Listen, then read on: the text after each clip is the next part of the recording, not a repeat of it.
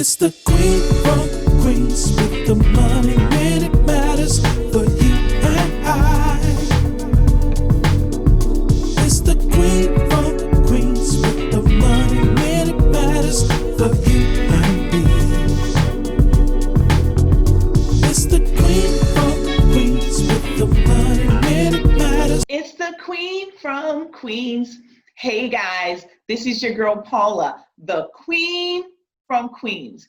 These are Money Minutes That Matter. It's a talk show where you call me with financial questions and I'll give you financial answers. On this show, we become accountability buddies and accountability buddies.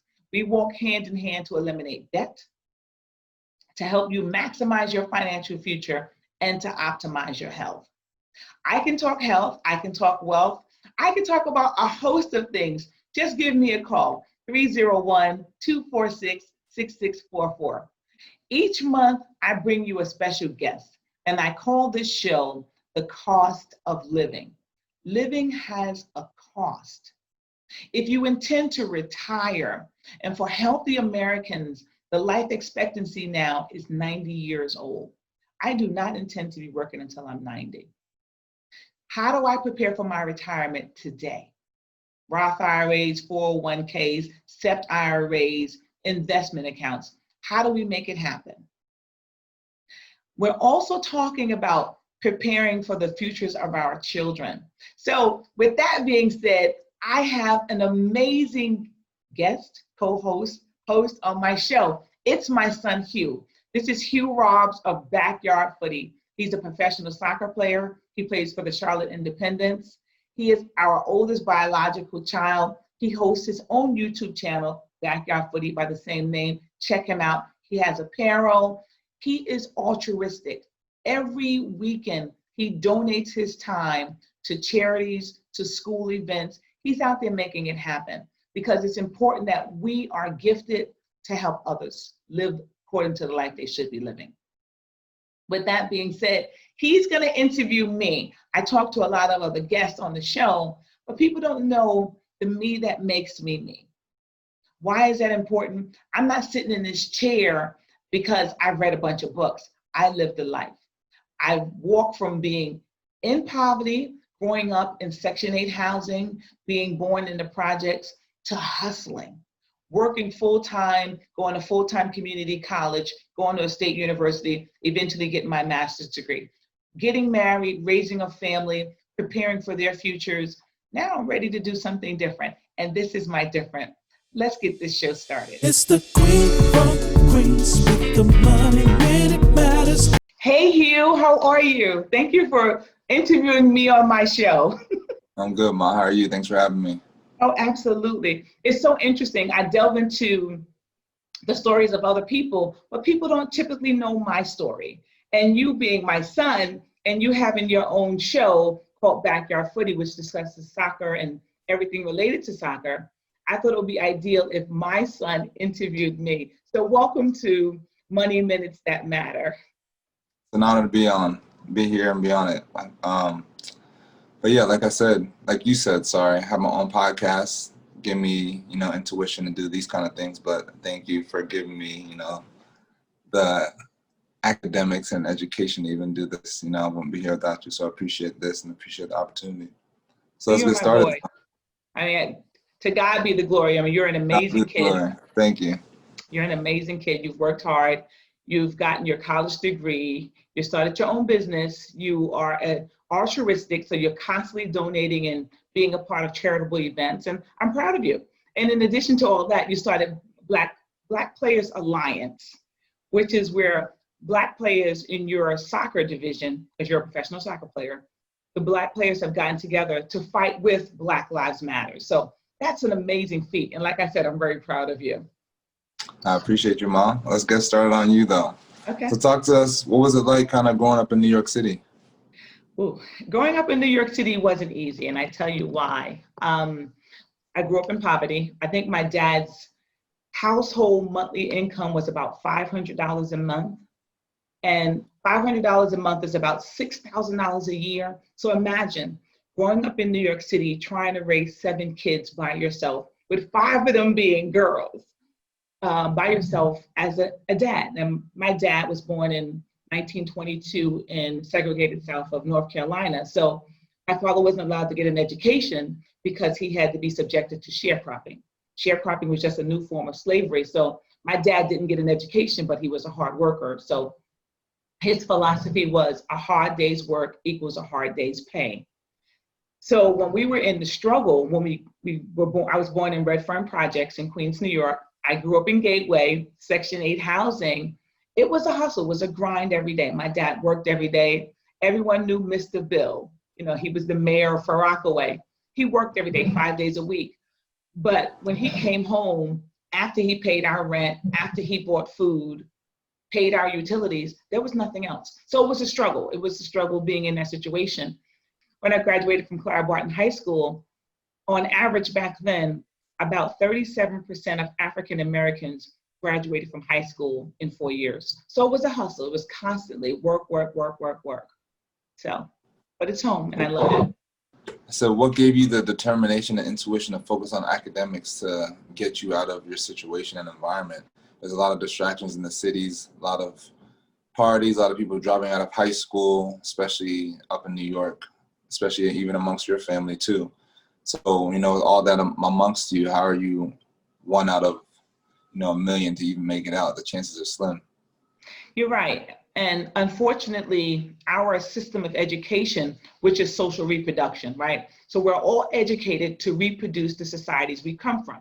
So if your parents are doctors, lawyers, politicians, then you're educated with cultural and linguistic capital to reproduce the same. If you grew up in a community like mine, where it's a hard knocks life, right?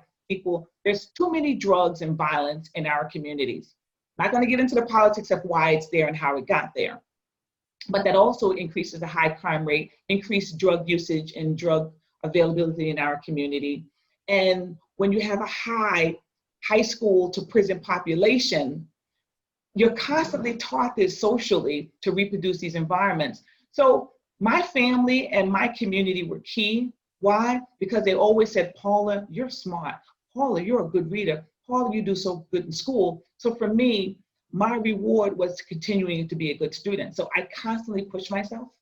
Again, my dad didn't know the academics of what it was required to do well in school, but I read, I went to school, I went to college, community college, state college, then I got my master's degree. So my community and my family just kept encouraging me.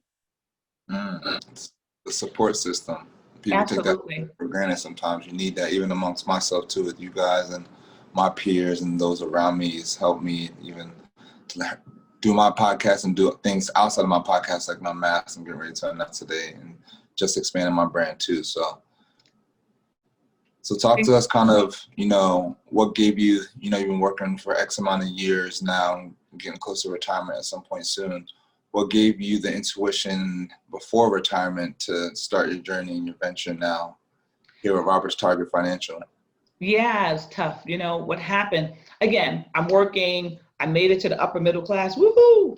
You know, my kids are in college, you guys are all doing well. My goals were to not be in debt, because I've been in debt. The big jump start for me was when you were going to college in 2010. We had just bought a brand new house in 2009. Julius was already in college. And when we looked at the cost of paying your tuition, we didn't have any money. We had $240,000 of consumer debt, not including the mortgage, not including anything else. And then you had to go to college, out-of-state college, which I didn't know any better. You went to out-of-state college, you was an amazing athlete, you were highly recruited. So I thought, they'll give him money, he'll get scholarships. When they gave me the tuition bill and they told me to take out $30,000 a year in Parent Plus loans, and for you to take out $5,500 a year in student loans, I'm thinking, that's almost $40,000 a year for 4 years. And it took you 5 years to get out. That would have been $160,000 to $200,000 on one child for tuition. Plus your two sisters were following you. So that made me wake up and realize that debt is a disease. And that's my motto, debt's a disease that can be cured. So for that reason, that jump-started me. And then in 2018, so I'm hustling, I'm doing my job, I'm working, I'm a nurse anesthetist, doing really well in my field. We're putting you guys through college cash free. I'm good. My goals are met. I'm living in my home. Our cars are paid off. Everything is good. But when I did a class in 2018 called Diversity in Education, I recognized that our system of government and our system of education is designed to keep the poor, not just the Blacks, right? Not just African Americans, Hispanics, Asians. It's not just designed to keep, only a culture of people in the red. It's designed to keep us poor and in destitute because of the system of education, social reproduction. It punched me in my face and it made me wake up. So for that reason, I had a passion to educate us on how to get out of debt, how to start preparing and building for their wealth. And that's my motivation. My motivation is strictly to educate us so that we can create generational wealth. So from my dad making less than $10,000 a year to making $100,000 a year to making $1 million a year, whatever it is, I know through my readings and my teachings and my learning, it's all possible. And that's what I preach to you guys. Do it afraid, like Joyce Meyer said. Fear is the false evidence that appears as real. Do it anyway. All right. How did you begin? It's important to educate others, but it's also, I feel like, mostly important to educate yourself as well. How did you begin educating yourself? I know you've been going through examples of life, with us. And you just give examples about me in college, my sister's following up. But in terms of reading, financial books now, textbooks, now you're getting ready to launch I remember we were talking a couple of years ago about launching Robert's Target Financial and the angles you wanted to take in that too. But what kind of gave you the intuition, and how are you educating yourself and preparing yourself for these moments right now?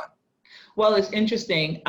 When I came to you in 2018 and said, Hugh, I'm going to write a book, because I had been giving a number of seminars. I've been giving seminars since 2013, educate people on how to get out of debt. So I've been in this journey for more than 10 years. And I said, Hugh, I'm going to write a book about getting people out of debt. He said, Mom, you can't write a book. You don't have an audience. I'm thinking, an audience? You said, you're not even on social media. So I had to learn all of that. So this is like a flood of information to me. I got to learn Facebook, Instagram, Twitter, LinkedIn, YouTube. I got to learn all of that. And I've taken a lot of courses. I've done online courses. I sat on people's campuses. You should see my library now. I went from a handful of books to dozens of books, and I'm constantly reading, constantly educating. I'm on webinars, I'm doing seminars. I'm sitting at people's feet and I'm learning. I'm just delving into everything that I can do. I'm sitting with people who are multimillionaires. I'm learning from them. And I got a lot of resources and people behind me that are a lot smarter than me. So I'm doing it. So you launched now, you're taking off. For a client now, people who are listening, how they reach out to you and they ask for advice, what are the steps in the process? What kind of procedures do you take people through? Great question. My 3-step process. One, if you go on my website, www.robertstargetfinancials.com, I have a budget sheet on there. Everything that you spend, every dollar, has to have a name and a direction. Rent, mortgage, utilities, car payments, credit cards, hair and nails, because if my hair and nails aren't done, there is no budget, right? So all of that has to go onto the budget. So that's my budget sheet. And everyone in the family has to sit down. I don't know if you remember when you were in college, when we started doing our budget journey and our debt-free journey in 2010, we cut out everything. We were eating out once a week, which was like $250 to $300 a week as a family. We cut that out. So that's like $1,000 minimum we were saving. Then we cut out clothes shopping. Remember that? I used to give you guys like $300 every 6 months to go clothes shopping, and that was it. Cut out clothes shopping. We cut out vacations. Before that, we had gone to Hawaii twice. We had been to Europe. We had been to several Caribbean islands, including Puerto Rico, multiple times to Jamaica. We cut all that out. And then I couldn't afford to give you and your brother an allowance. All you guys got was, how much did I give you a month? Like 100. I gave you $100 the first of the month, and you guys are both Division I athletes, NCAA. I didn't have any money. My second step is, on my website, I have a debt repayment form, and it's called the Debt Snowball. People have different names, but you list your debt from the smallest to the largest, and you just start attacking the one at a time. Pay minimums on everything else and you start attacking. But the difference in my debt pay down form Daddy and I created is we created a target amount. And what I'm asking people to do is to find 10% of their monthly income. If you bring home $4,000, I need you to find $400 a month to attack your debts. People say, how do I do it? Well, if you have a Macy's bill and the minimum payment is $20, but you're given $80, take that 60, make that a part of your 400. And then if you don't have 400, then you have to squeeze. No more clothes shopping, no more hanging out, no more McDonald's on Wednesdays. You've got to squeeze that budget. Third step, you start preparing for your financial future in terms of what you started doing, your Roth IRA. Oh, I mean, yeah, I mean, it's definitely, you know, you should start making your money work for you, especially while you're sleeping. And I mean, I really didn't know too much into Roth IRA until this year, until you made me aware of it. Other people I've been talking to about it.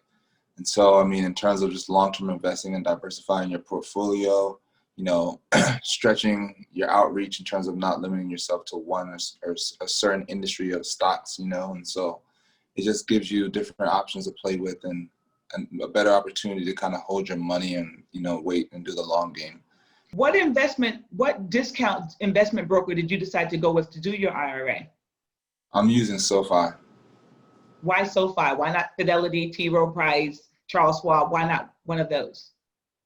Well, I know that they have pretty good interest rates, and I also know that, you know, they look into the Black community and how about the black dollar pretty much, and, you know, invest it back into the community too. So it kind of gave me more reason to open an account with them and help out the community some more. So I'm gonna elaborate what topics and categories people can, you know, dive into with you. I am a financial coach certified, but I don't do investments. What I do is I manage debt. I don't manage credit scores. When you go to a consumer credit counselor and they say, oh, let's compile your debt, get you a lowest interest rate and pay for it that way in one lump sum. I don't do that because it doesn't teach people how to do a mindset shift. Most of us, we pay our bills. Oftentimes people have low credit scores, but the way in which to build your credit score is to pay off your debt. And the reason why debt angers me is because you don't have financial control. Meaning, I have a lot of people who call my show who have student loan debt. One young lady is paying $1,000 a month for $60,000 in student loan debt. But when I showed her that $550 of each of that monthly payment goes towards interest, that she was throwing away almost $7,000 a year, it opens your eyes.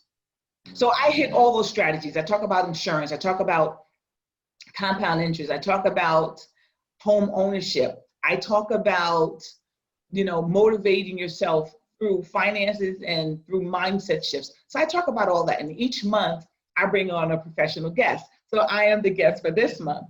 What some advice do you have for people, you know, who are maybe new into these things, might be struggling themselves with student loans, family, financial reasons, you know, what get started kind of thing? What some advice do you have for people? The first thing I say is prioritize. Don't just look at today.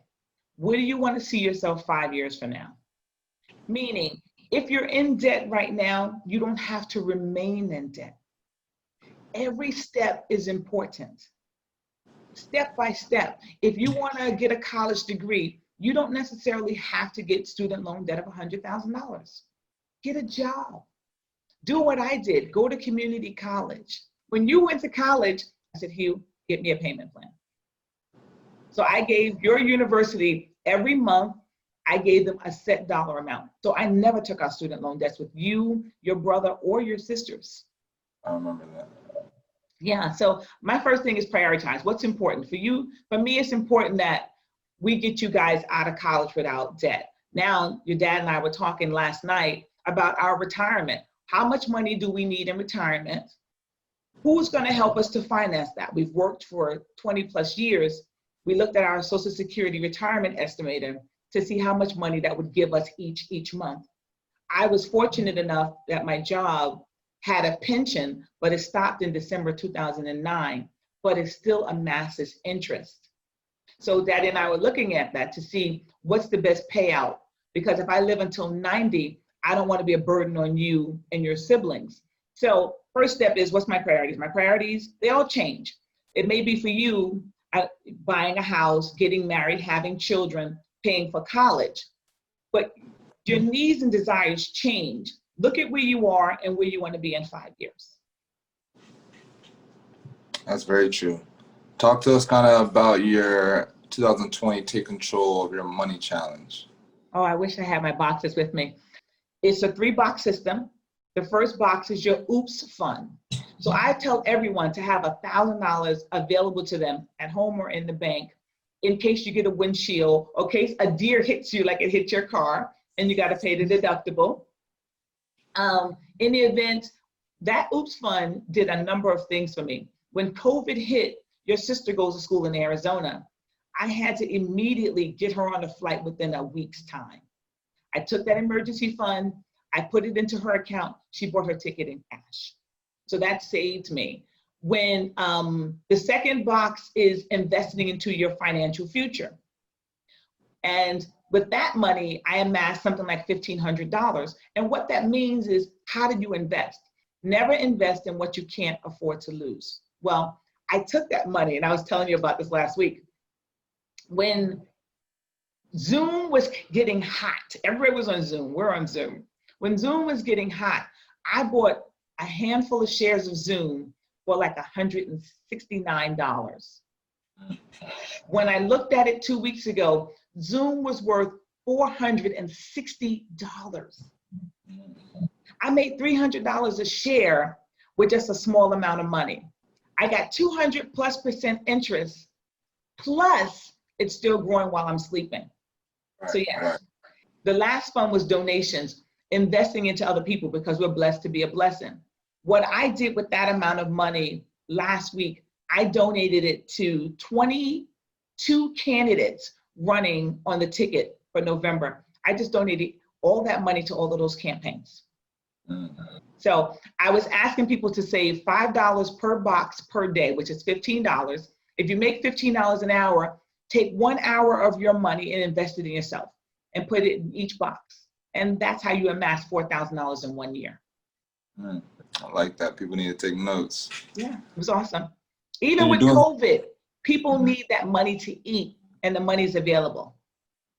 So you're also doing something really cool though, hosting your first conference, virtual conference, having guests like myself, Jelani Jenkins, other Black influential family members and just friends that you've known throughout your tenure as well. I'm looking forward to that. I think that's something that to be very influential and that everybody can learn from. It be a great educational piece. But talk to us kind of not just about it, but like how you got started, what even gave you the intuition to create that, and then, you know, dive into that and what you plan on doing with the conference. I'm so excited about this empowerment conference. It's going to be February 20th of 2021. And I'm bringing some hard-hitting powerhouses. I got CFOs, I got CEOs, I got a vocalist, I have a humorist. She's not a comedian, but she's a humorist.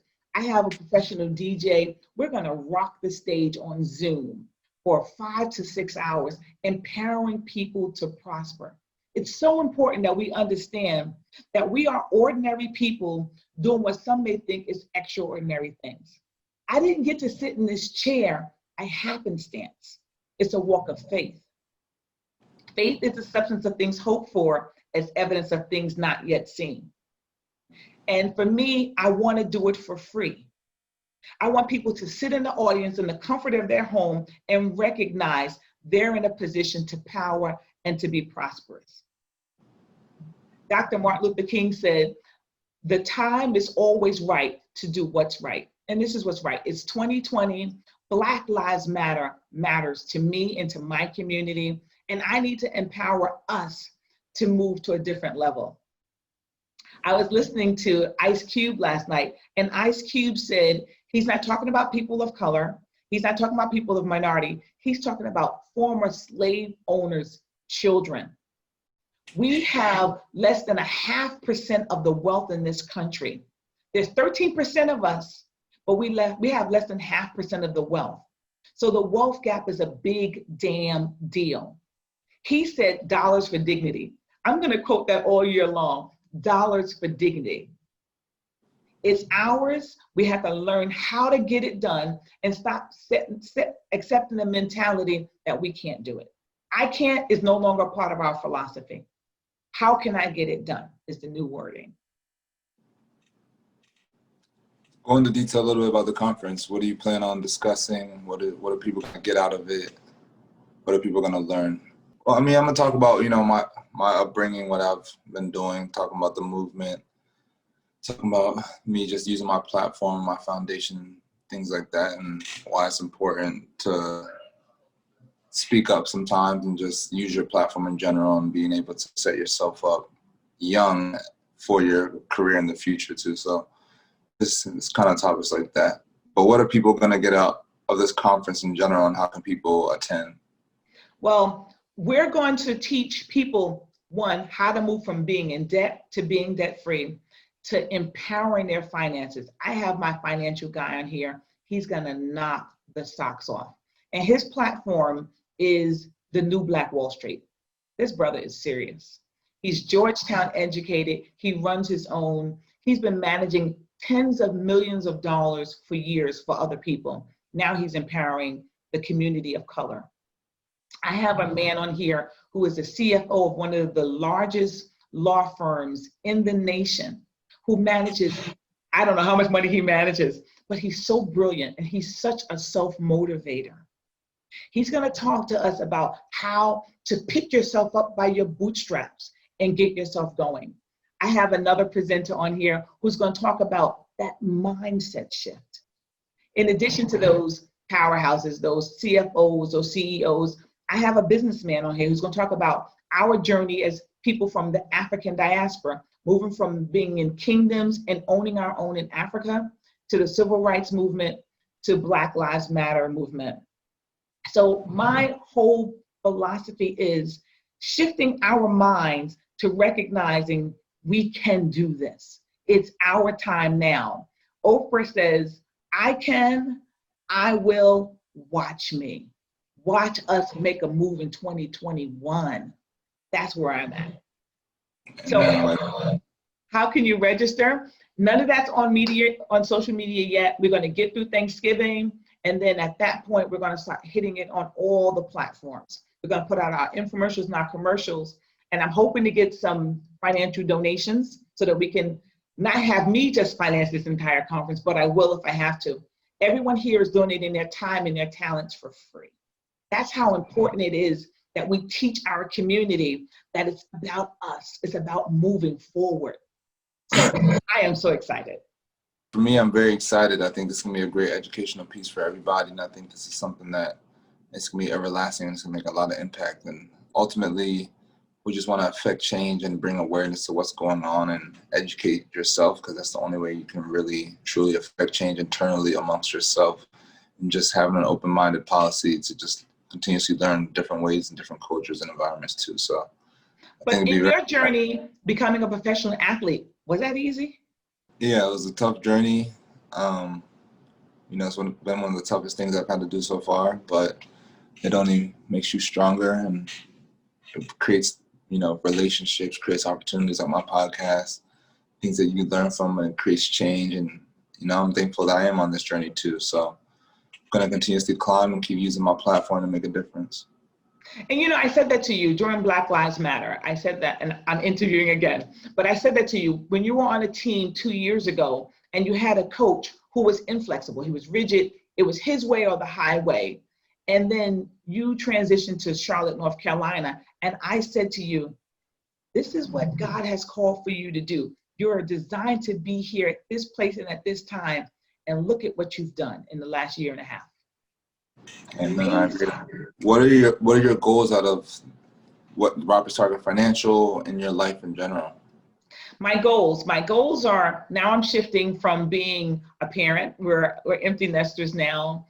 Alexia has 2.5 more years, or actually less than 2 years, to complete her 2 bachelor's degree, one in engineering and one in political science. So I'm transitioning to a new phase. Your dad and I talked about this again last night about our retirement plans, 5-year goals. In 6 years, I am quitting my job. That's my goal. We need to get our house paid off so I don't burden your dad with that. But we've started a lot of adventures. We're starting, how does it make it work for when we have grandchildren? When you all get married, I don't want you to be in a situation where you have to do the same struggle, where you're constantly thinking like we were. If we slip on a banana peel, if I lose my job, if something happens and my children need financing, we can't help them. We're trying to create generational wealth. Not because you're some privileged kid, but you didn't ask to come here. My grandchildren will not be asking to come here. The word of God said we are to leave an inheritance to our children's children. So we're building that. Next 5 years, I'm going to be out on stage full time. I'm on the stage now on weekends and when I can fit it into my vacation schedule. I'm going on stage full time. I'm going to present my platform to all that can hear nationally and internationally and let them know that debt is a disease. Only the wealthy makes money off you and they become more wealthy. It's our time to shine. They're going to always make money. Banks will always make money, cars, student loan, homes, but it doesn't have to be your money. So that's where I'm going to be in 5 years. Amen. I love that. So thank you, Mom, for having me. And I love the show. I've been inspired by what you're doing, taking tips and learning myself through what you're doing too. And I think, people are going to be very beneficial for even just the free service that you're doing. And I think that's where you're going to get the most benefit doing things for free content, and you're going to get the loyalty from other people, and the word of mouth is going to go around. But no, I'm keeping this grind, keep doing this, and I know big things are coming, and things are going to come into fruition in the end. Well, thank you, son. Thank you for interviewing me on my show. Of course. What could be more important to a parent but to see their children growing up and being productive members of society? I am so proud of my children. We have 4. Hugh is our oldest biological. We have Rhodesia, who is our registered nurse, and she's a vocalist.